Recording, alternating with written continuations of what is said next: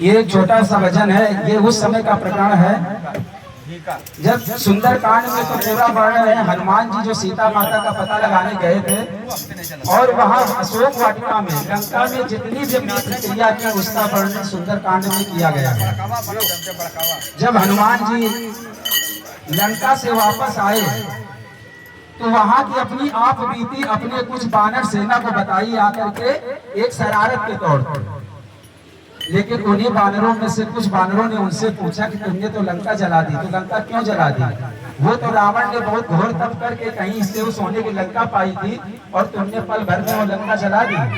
और वो बानर रुष्ट हुए और वो प्रभु राम जी के पास पहुंचे और क्या कहते हैं, प्रभु हनुमान को सजा दीजिए, किसने कहा था लंका जला दीजिए। हाँ, किसने कहा था लंका जला दीजिए, जला दीजिए, जला दीजिए, जला दीजिए, जला दीजिए। हाँ, किसने कहा था लंका जला दीजिए। जब बानरों ने ये कहा तो प्रभु राम सोचे कि अगर मैं हनुमान जी से पूछता नहीं हूँ तो मुझ पर कलंक लगेगा कि हनुमान ने इतना बड़ा अपराध किया और प्रभु राम ने पूछा तक नहीं। तो उन्होंने हनुमान जी को सभा में बुलाया और हनुमान से कहते हैं, पूछते हैं राम हनुमत, पूछते हैं राम हनुमत, बता दीजिए, किसने कहा था लंका जला दीजिए। हाँ, जला दीजिए। हाँ, पूछते हैं राम हनुमत, बता दीजिए, किसने कहा था लंका जला दीजिए। हाँ, जला दीजिए।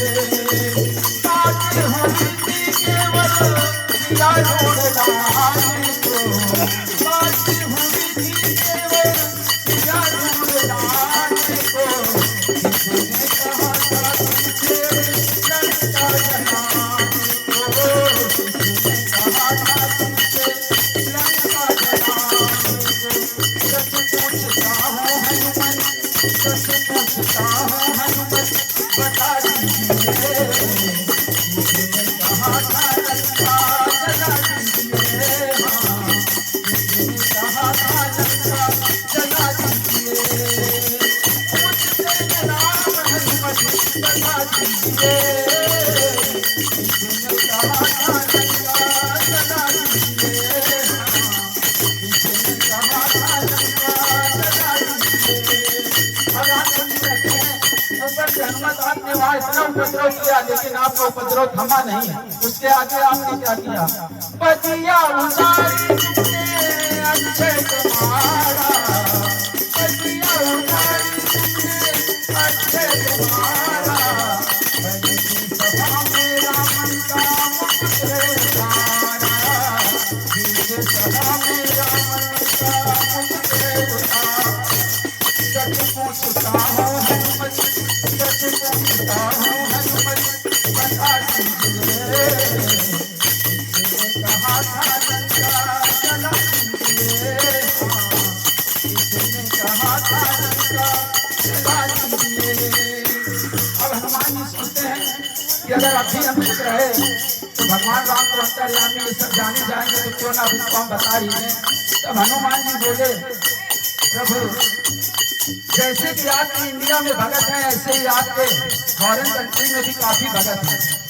जब मैं लंका पहुंचा और वहां अशोक वाटिका में जैसे ही हमने पदार्पण किया तो देखा माता सीता पेड़ के नीचे बैठी थी, लेकिन मैं अपरिचित था उनसे और मैं धीरे से गया उस पेड़ की डाली पे चढ़ के बैठ गया जिसके नीचे माता सीता बैठी थी। और वहां मैं क्या देख रहा हूँ कि एक त्रिजटा नाम की राक्षसी वहां पे आई और माता सीता के पास बैठ कर अपना स्नेह दिखाने लगी।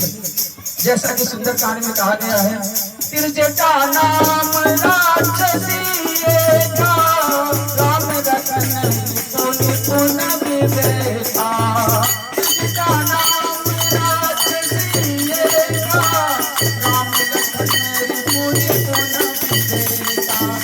और कृष्णनाथ की राक्षसी माता सीता से कह रही है कि सीता माता आपके पुत्री आपके लिए भी यहाँ जितने कठिन दिन से कट गए, आज मैंने एक सपना देखा है कि तुम्हारे स्वामी आए और तुमको ले गए, क्योंकि मुझे वरदान है कि जो मैं सपना देखती हूँ वो सपना कभी झूठा नहीं जाता है। ये कृष्णा को वरदान था। तो उन्होंने कहा बताइए माता क्या सपना देखा? तो उन्होंने कहा सपने हुआ लंका जाई, सपने हुआ लंका जाई, जाति नाम से नाश तुम्हारी, जाति नाम से नाश तुम्हारी, करुणा रूप नगन गगन सीता, मंदिर खंड से मुझ सीता,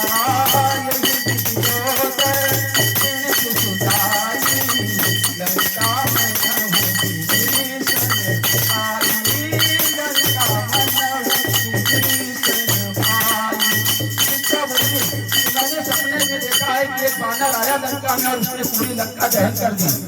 और प्रभु सुनिए, कृष्णा ने एक और संकेत दिया। उन्होंने तो मेरे बारे में बताया कि बानर ने लंका जारी, दूसरा उसने इशारा किया खरे आरूढ़ मगन दस्तीसा, मुंडित सिर खंडित भुजबीसा, यानी उसने रावण के बारे में बता दिया कि प्रभु आएंगे और सेना को मारेंगे।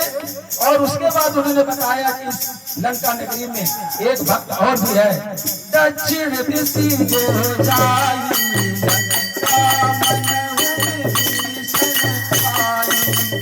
इतना बताया। और बोले प्रभु आप बताइए कि उसने सपना देखा, उससे भगवान शिव का वरदान था, मैं उसके सपने को कैसे झूठा साबित कर देता।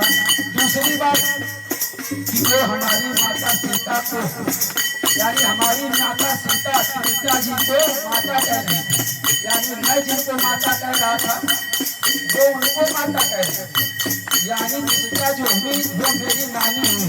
और नानी और मौसी की जो बात तारी नहीं जाती और उनका सपना में झूठा कैसे साबित होने देता प्रभु।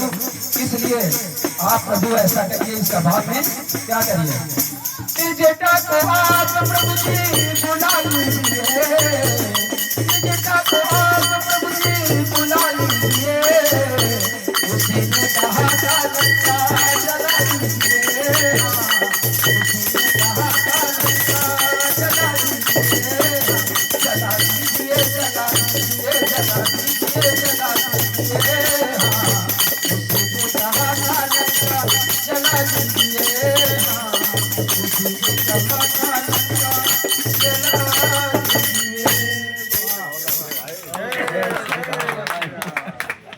धन्यवाद। बनाया कैसे इसको लो बस। अब थोड़ा निकल के बैठा।